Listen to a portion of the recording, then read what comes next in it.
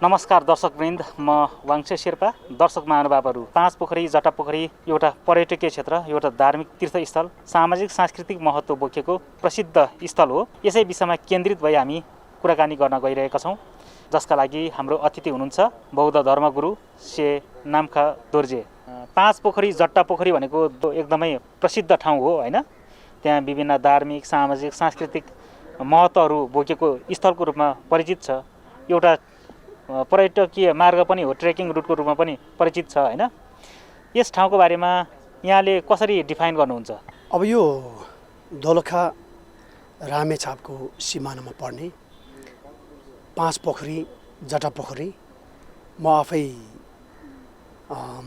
हालै चाहिँ यात्रा गरेर आएँ र एक्कासी यहाँको अलिकति गर्मीबाट चिसो मौसममा जाँदाखेरि स्वर पनि बसेको छ मेरो। अहिलेसम्म मेरो स्वर अलि क्लियर भएको छैन।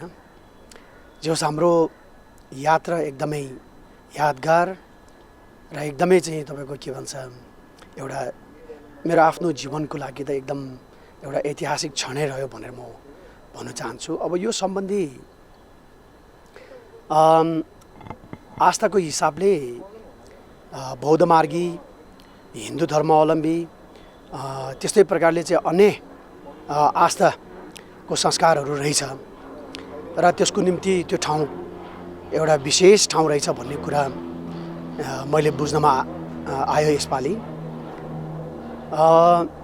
विशेष गरिकन अब यो बुद्धिस्ट पोइन्ट अफ भ्यूबाट हेर्दाखेरि चाहिँ यो ठाउँ एकदमै एउटा के भन्छ सेक्रेट इन्भाइरोमेन्ट भन्छ नि हजुर।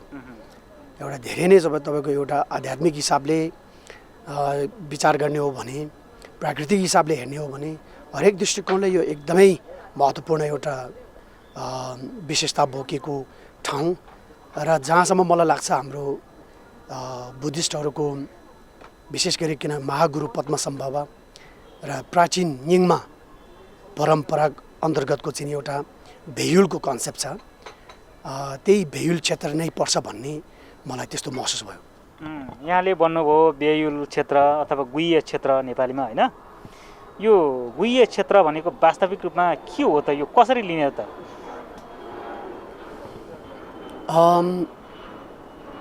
अब यो 8औं शताब्दीतिर महागुरु पद्मसम्भवा जसले चाहिँ सिङ्गो हिमाली क्षेत्रमा विशेष गरिकन तिब्बत लगायतका यो सिङ्गो हिमाली क्षेत्रमा तपाईँको जब भगवान बुद्धको शिक्षा शासन प्रचार प्रसार गर्नुभयो, त्यो प्रचार प्रसार गर्ने क्रममा हिमालयको चाहिँ तपाईँको हजारौँ किलोमिटर वर्ग क्षेत्रहरूलाई अनि भेयुल अर्थात् गुह्य क्षेत्रको रूपमा चाहिँ महागुरु पद्मसम्भवाले उद्घोष गर्नुभयो।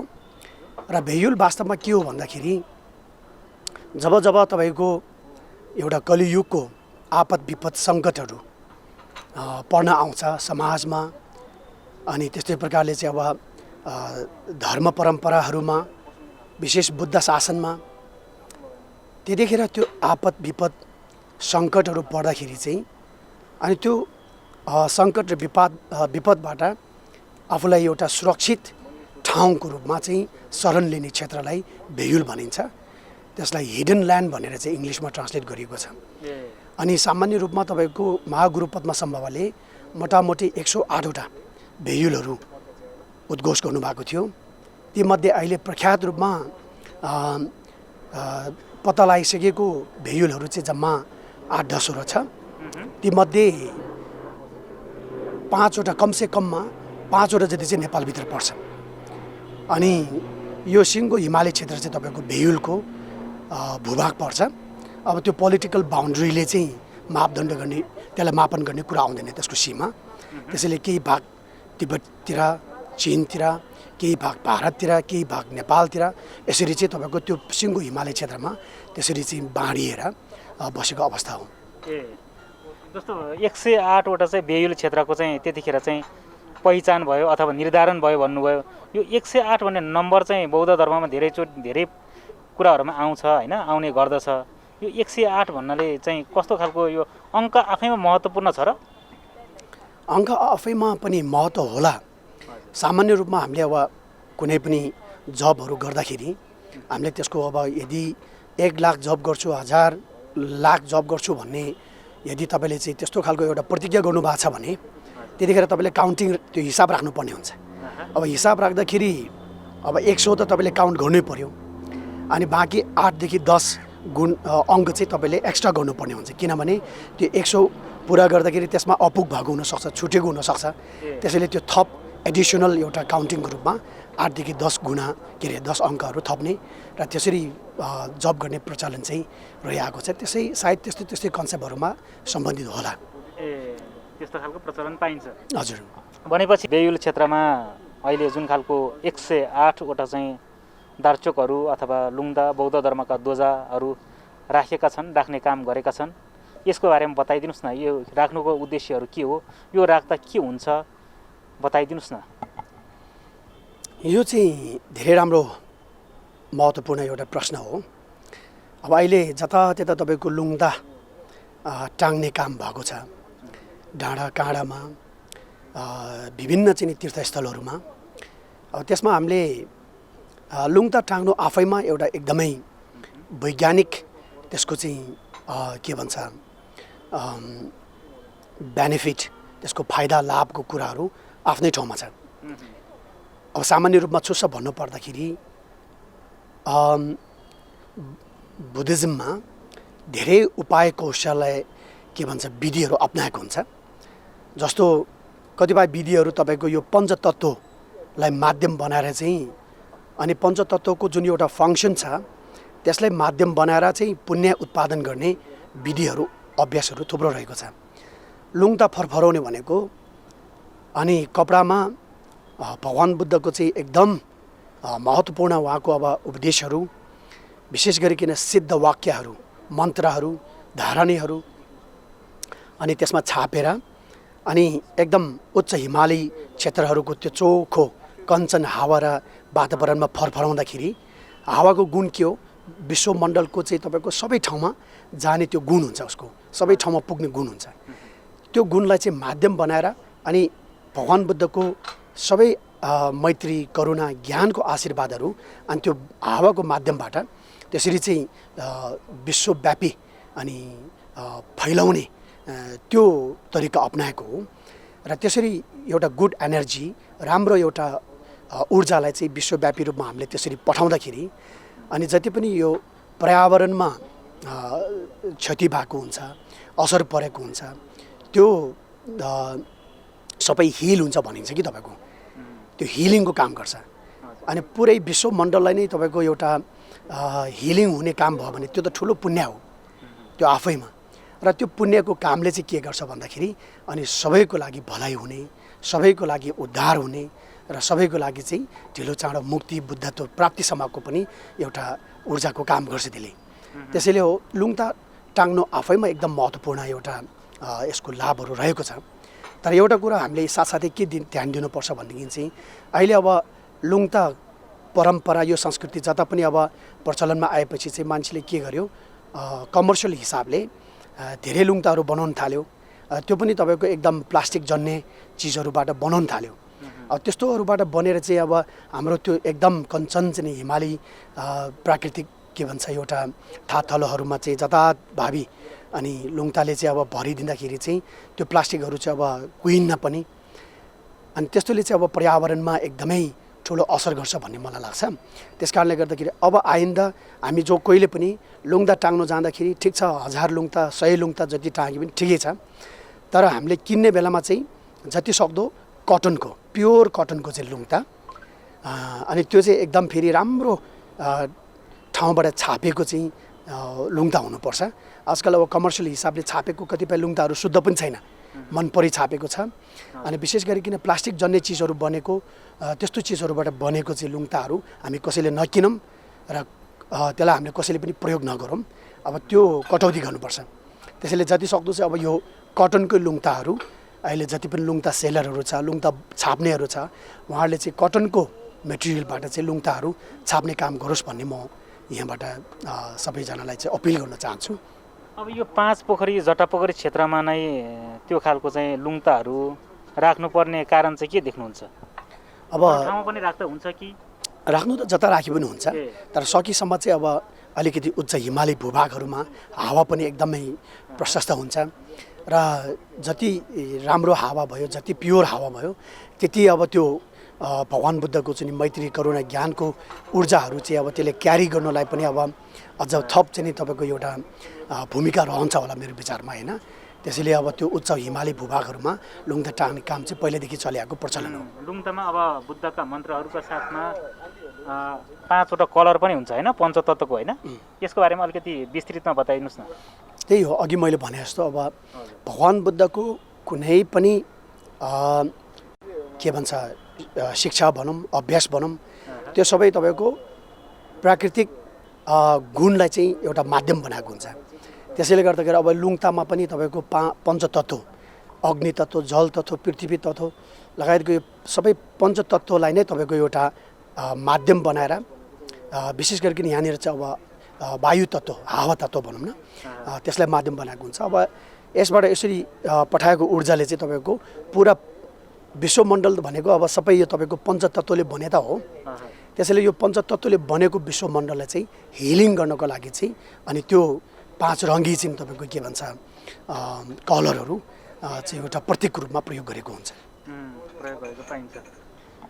हामी अब यो अलिकति बेयुल क्षेत्रमाको कुरा गर्छौँ। यहाँले जुन खालको भन्नुभयो, यो बेयुलको अवधारणा पनि अब गुरु पद्मसम्भवले पनि प्रयोग गर्नुभएको भन्ने खालको कुरा पनि आयो।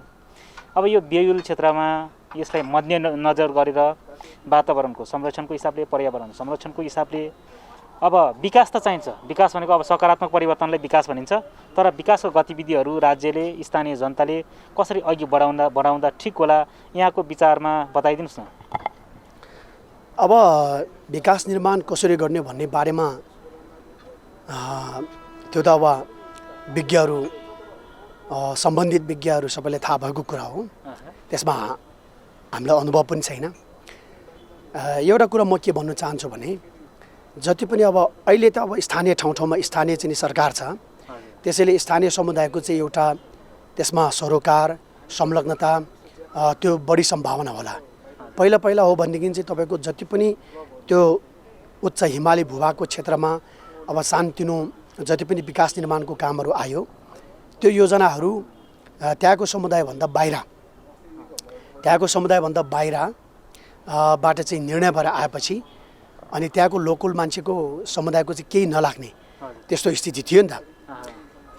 अब अहिले आएर चाहिँ म के भन्न चाहन्छु भने यो बेयुलको कन्सेप्ट, यो अवधारणा, किनभनेदेखि चाहिँ यो बेयुल भन्ने जुन एउटा अवधारणा छ, यो चाहिँ तपाईँको हजारौँ एकदम शताब्दीौँदेखि चाहिँ तपाईँको त्यहाँको हिमाली क्षेत्रको समुदायहरूले प्रकृतिलाई कसरी संरक्षण गर्ने, प्रकृतिप्रति एउटा रेस्पेक्ट, एकदम रिच सेन्स अफ रेस्पेक्ट, त्यो ट्रेडिसन चाहिँ बेयुल कन्सेप्टबाट आएको हो।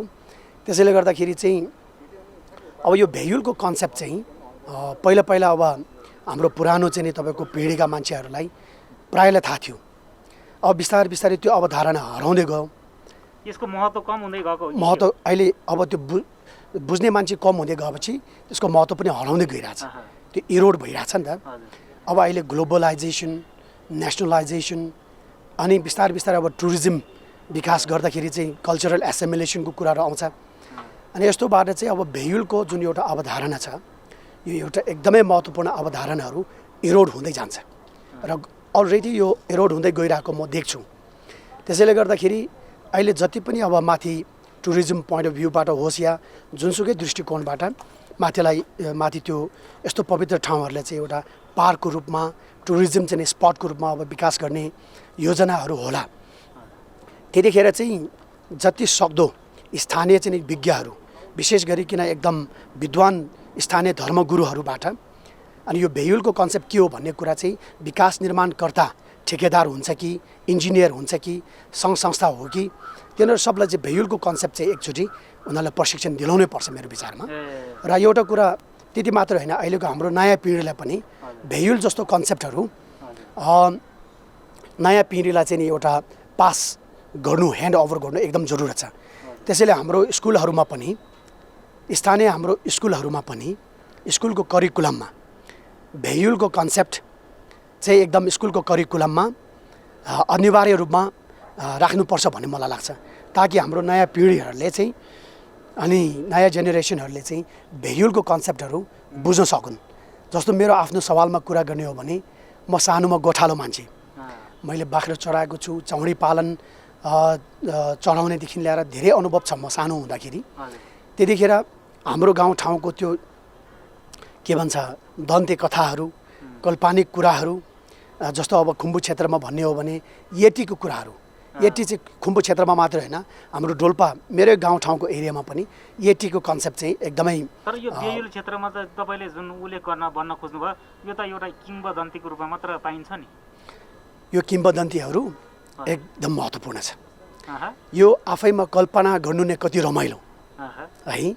हामी सानो छँदाखेरि हाम्रो लागि फिल्म हेर्नु भन्नु, किताब पढ्नु भन्नु अथवा कहानी कथा सुन्नु भन्नु त्यो अरू केही हाम्रो लागि त्यो वातावरण थिएन।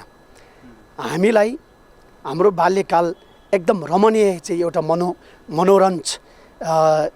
मनोरम चाहिँ नि तपाईँको बाल्यकाल बिताउनुमा चाहिँ सबैभन्दा ठुलो भूमिका यो दन्ते कथाहरूले चाहिँ हामीलाई त्यो भूमिका खेलेको छ कि त्यो अनुभव मलाई छ। त्यसैले गर्दा यो दन्ते कथाहरू त्यो सम्बन्धी चाहिँ अब येटी जस्तो कन्सेप्टको कुराहरू अब वैज्ञानिक तवरले चाहिँ अब अध्ययन गर्यो भने त्यो सायद पाउला नपाउला, तर त्यो पाउनु नपाउनु ठुलो कुरा होइन।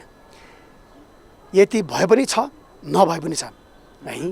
त्यसैले यो दन्ते कथाहरू कल्पना गर्नुमा नै एकदम रमाइलो कि यति जीवित नहोला, यति छैन होला, अस्तित्वमा नहोला, तर यतिका बारेमा किंवदन्तीहरू मान्छेको मन मस्तिष्कमा यो जीवित छ। यो मन मस्तिष्कमा जीवित मात्र होइन, यो पार्ट अफ आवर कल्चर हो।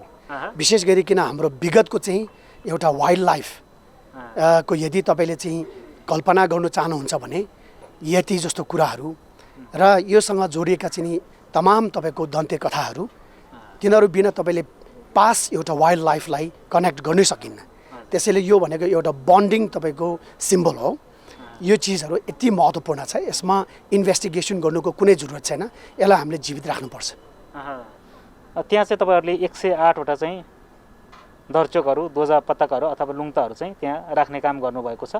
त्यो सँगसँगै त्यहाँ चाहिँ नाग पूजा, प्राणी धान, साङ सेर्केम लगायत विभिन्न चाहिँ पूजाहरू पनि गर्नुभएको छ।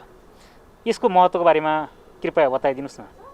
जब म त्यो जटापोखरी पुगेँ, हाम्रो यसपालिको हाम्रो यात्राको मेन संयोजक, आयोजना गर्ने मेरो एकदम अति आदरणीय धर्ममित्र, हामी एउटै गुम्बामा पढेको लोपन ग्याम्छो एउटा बोधिसत्व नै हुनुहुन्छ।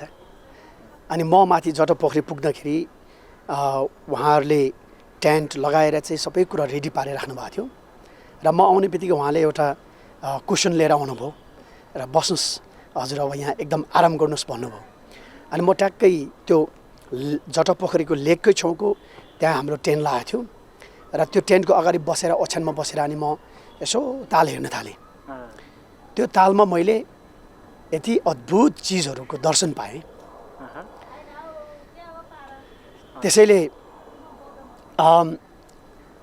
त्यसैले यो अब यस्तो कुराहरू मलाई जहाँसम्म लाग्छ तपाईँको धेरैजना मान्छेहरूलाई त्यस्तो अनुभव भएको हुनुपर्छ।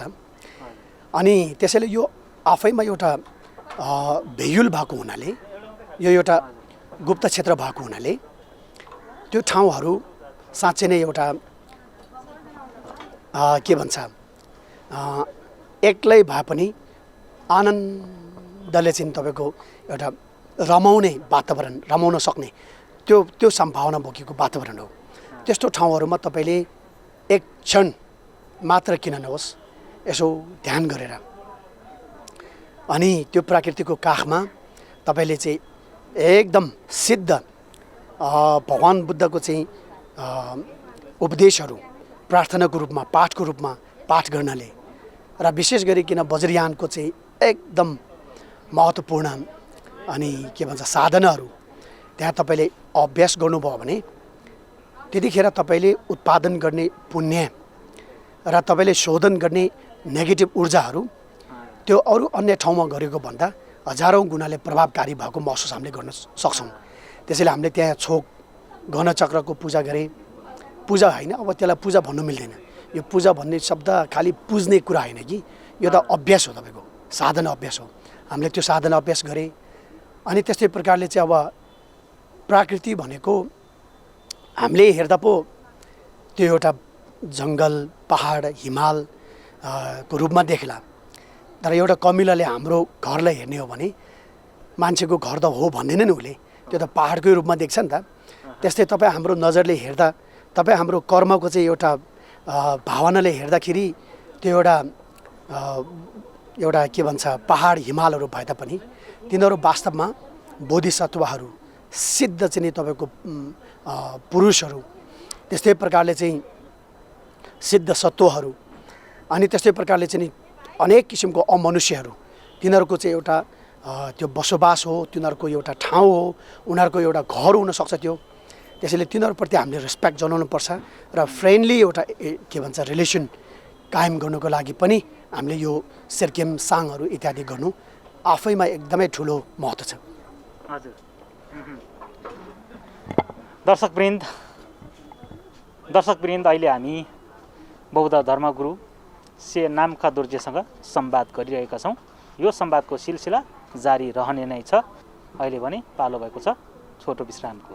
दर्शक महानुभावहरू, अहिले हामी जुन रामेछाप र दोलखा जिल्लाको सिमानामा रहेको 5 पोखरी जटापोखरी क्षेत्रकोमा जुन खालको पछिल्लो समयमा जुन खालको गतिविधिहरू भइरहेको छ, विशेषतः त्यहाँ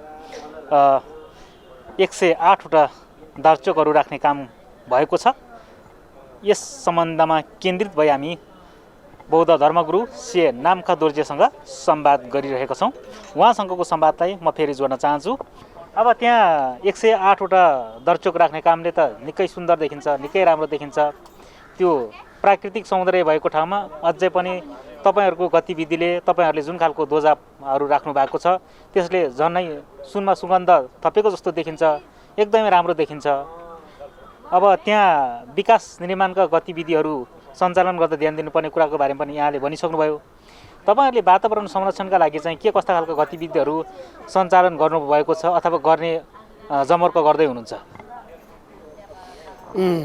अब यो विषयमा यसपालि हाम्रो यात्राको क्रममा मैले अनुभव गरेका केही कुराहरू जोड्न चाहन्छु, सायद त्यही सान्दर्भिक होला। हाम्रो यसपालिको टिम यति एउटा व्यवस्थित थियो, मेडिकल टिम थियो, त्यसमा तपाईँको त्यस्तै प्रकारले हाम्रो अब भलुन्टियरको चाहिँ ग्रुप थियो, अनि सबैजना फेरि यति एउटा कमिटेड, यति एउटा समर्पित हुनुहुन्थ्यो। जस्तो मैले एउटा कुरा के नोटिस गरेँ भन्दाखेरि हामी बाटोमा जहाँ जहाँ बसेँ र जहाँ जहाँ हामी गएँ त्यो प्रत्येक चाहिँ तपाईँको यात्राको क्रममा चाहिँ हाम्रो साथीहरूले विशेष गरिकन लोपेङ घ्याम्सो र हाम्रो भोलिन्टियर साथीहरूको टिमले एउटा ठुलो प्लास्टिकको ब्याग बोकेर अनि जति पनि अब हामीले प्रयोग गरेका कागजका टुक्राहरू, प्लास्टिकहरू त्यति मात्र नभइकन अरू अन्यले पनि तपाईँको फालेका चिजहरू, त्यो फोहोरहरू सबै सोर्ने काम गर्नुभयो। त्यो उकालो भनेन, उनीहरूले त्यो पानी परेको चिसो भनेन, त्यहाँ बाटोको चाहिँ नि के भन्छ कुनै पनि कष्टलाई चाहिँ कष्ट नमानिकन सबैले त्यो फोहोर सङ्कलन गर्ने एउटा अभियानै थाल्नुभयो। त्यो कुराले मलाई धेरै छोयो। अर्को कुरा चाहिँ अब त्यहाँ हाम्रो प्रत्येक चाहिँ टुरिस्टहरू जाँदाखेरि, यात्रीहरू जाँदाखेरि अब आफ्नो उपभोग्य सामानहरू बोक्छन्। विशेष गरिकन अब त्यहाँ हाम्रो भरिया दाजुभाइहरू, कुली भन्छौँ नि, भरिया दाजुभाइहरूले चाहिँ उहाँहरू त्यहाँ जाने बेलामा के भन्छ यो खैनी सुर्ती भन्छ नि, त्यस्तो चिजहरूको पाकेट चाहिँ जतात्यता फालेको मैले देखेँ। अब उहाँहरूमा अलिकति त्यो चेतना छैन। त्यसैले हरेक यात्रीहरूले चाहिँ आफूसँग लाने भरिया दाजुभाइहरूलाई यो कुरा चाहिँ सम्झाउनु, उहाँहरूलाई चाहिँ अलिकति यो विषयमा चाहिँ एउटा चेतना मूलक चाहिँ सन्देशहरू दिनु, सम्झाउनु, यो एकदम आफैमा महत्त्वपूर्ण लाग्यो मलाई।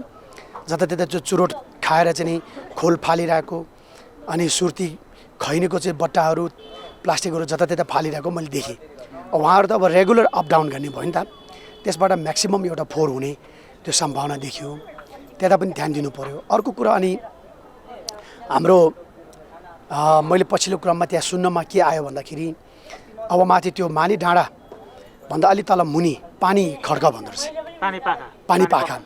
त्यो पानी पाखाबाट चाहिँ अब सिधा माथि मानी डाँडा जानु नपर्ने गरेर तेस्रो तपाईँको उता जटापोखरी जाने बाटो खन्ने चाहिँ एउटा योजना छ भन्ने सुन्छु। त्यो सर्वे पनि भइसकेको छ भन्छ। हजुर, अब त्यो बाटो लाने क्रममा पनि अघि मैले भने जस्तो भेहिकलको कन्सेप्ट बुझेको हुनु पर्यो र त्यो अनुरूप त्यसमा इन्टिग्रेट गरेर चाहिँ अनि त्यो योजनाहरू कसरी अगाडि बढ्ने भन्ने विषयमा विशेष ध्यान दिनुपर्छ। यदि अहिलेको एउटा मोडर्न डेभलपमेन्टको चाहिँ योजनाको विकास योजनाको कामहरू पूर्ण रूपमा सक्सेस हुनु छ भने भेहिकलको कन्सेप्ट नबुझिकन त्यहाँ कुनै पनि गतिविधि गर्नाले पछि गएर पस्ताउनु पर्ने परिस्थिति आउँछ। भनेपछि यहाँले यो कुरालाई जोड दिनुभएको छ समाजशास्त्रीय मानवशास्त्रीय विश्लेषणतर्फ पनि अलि बढी ध्यान दिनुपर्छ भन्ने यहाँ कुरा आयो हो। त्यो पनि हो र विशेष यो भेहिकल कन्सेप्ट जो छ, यो भेहिकलको जुन एउटा अवधारणा छ यो खालि तपाईँको एउटा मानवशास्त्री समाजशास्त्रीको कुरामा मात्र सीमित छैन। यो एकदमै एउटा गम्भीर विषय हो।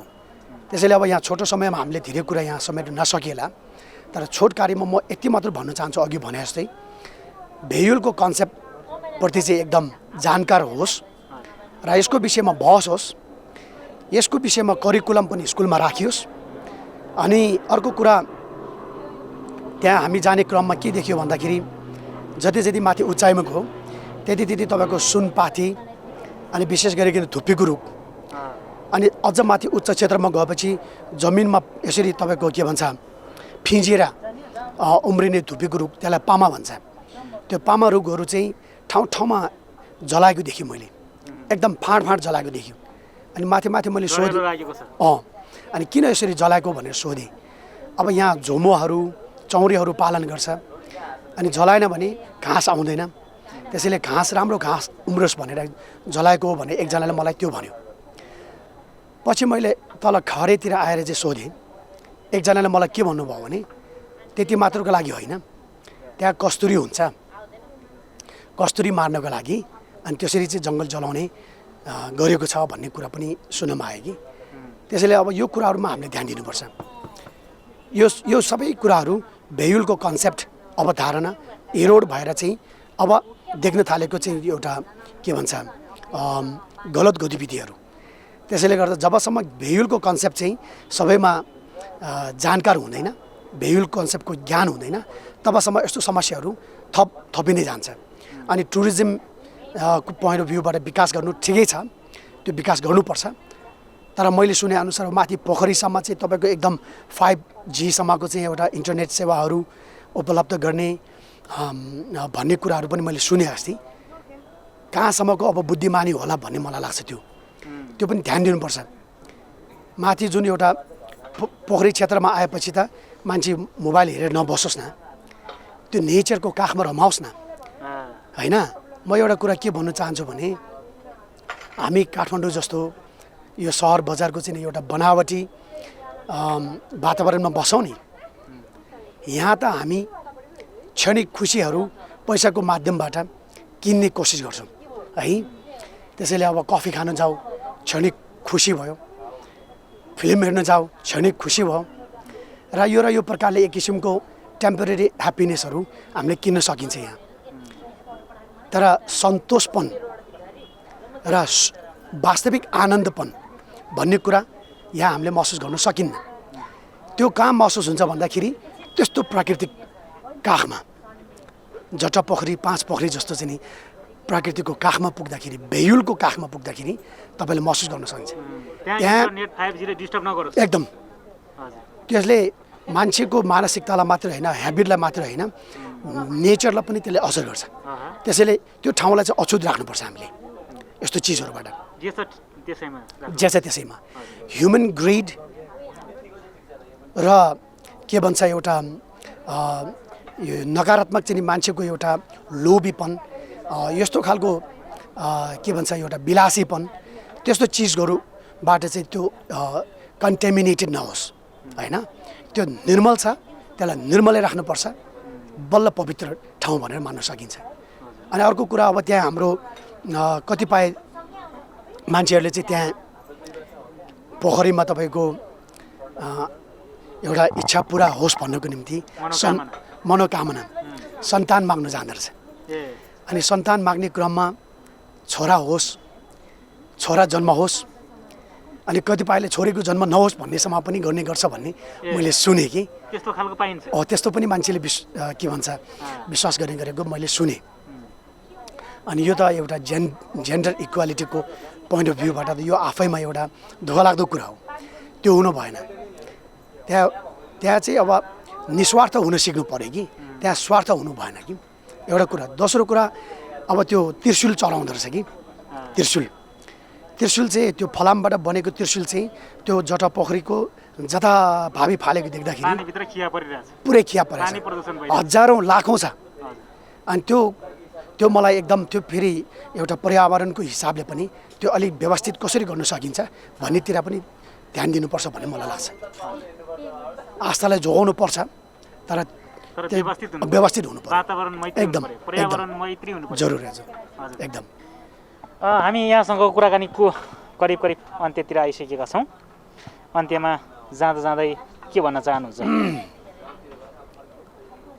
अब हाम्रो नेपालमा तमाम हिमाली क्षेत्रमा त्यस्तो एउटा पवित्र भेयुलहरू छ पूर्वमा तपाईँको ताप्लेजुङको चाहिँ खेम्बालुङ भोटेकोसी क्षेत्रमा भयो त्यस्तै प्रकारले चाहिँ यो रोल्बालिङ अनि यो केरुङ रसुवाको नामको धाकाम हिल्मो क्षेत्र अनि गोर्खाको चाहिँ चुम नुब्री लगायतका यो सबै क्षेत्रहरू भेयुल हो यो सबै भेयुल हो त्यसैले यस्तो भेयुलहरूको बारेमा चाहिँ हामीले बहस गरौँ सबैजनाले भेयुलको कन्सेप्ट चाहिँ अब यसलाई पूर्ण एउटा रिभाइभ गरौँ यसलाई हराउन नदिउँ कल्चरल एसिमिलेसनबाट चाहिँ ग्लोबलाइजेसन नेसनलाइजेसन जस्तो कुराहरूबाट यो भेयुलको जुन एउटा अवधारणा छ यसलाई एरोड हुन नदिउँ यसको संरक्षण गरौँ हिमाली क्षेत्रको पर्यावरणको संरक्षण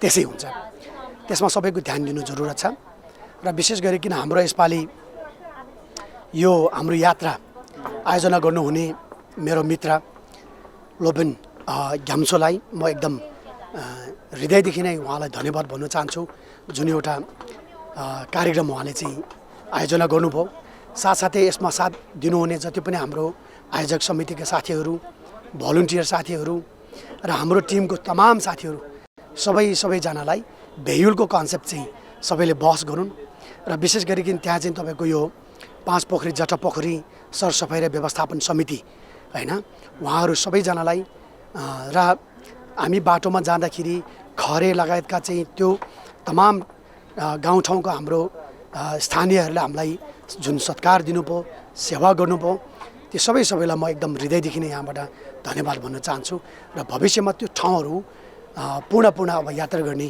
अवसरहरू मिलेर आओस् र सबैजना त्यस्तो ठाउँहरूमा जाँदाखेरि चाहिँ अघि बताएको कुराहरूमा चाहिँ अलिकति सबैले ध्यान दियोस् भन्न चाहन्छु यहाँको महत्त्वपूर्ण समय र विचारको लागि धेरै धन्यवाद लसो थुजिसे मलाई पनि यो अवसर दिनुभयो अब यो चिसोले गर्दाखेरि घाँटी यस्तो छ त्यसैले गर्दा स्वर त्यति स्पष्ट छैन त्यसको लागि अलिकति प्रेसर दिएर बोल्नुपर्ने स्थिति छ माफी चाहन्छु पूर्ण अवसरको लागि हजुरहरू सबै टिमलाई धन्यवाद थुजिसे दर्शकवृन्द उहाँ हुनुहुन्थ्यो बौद्ध धर्मगुरु से नामखा दोर्जे उहाँसँगको यो संवादसँगै म वाङछे शेर्पालाई पनि बिदा दिनुहोस् नमस्ते।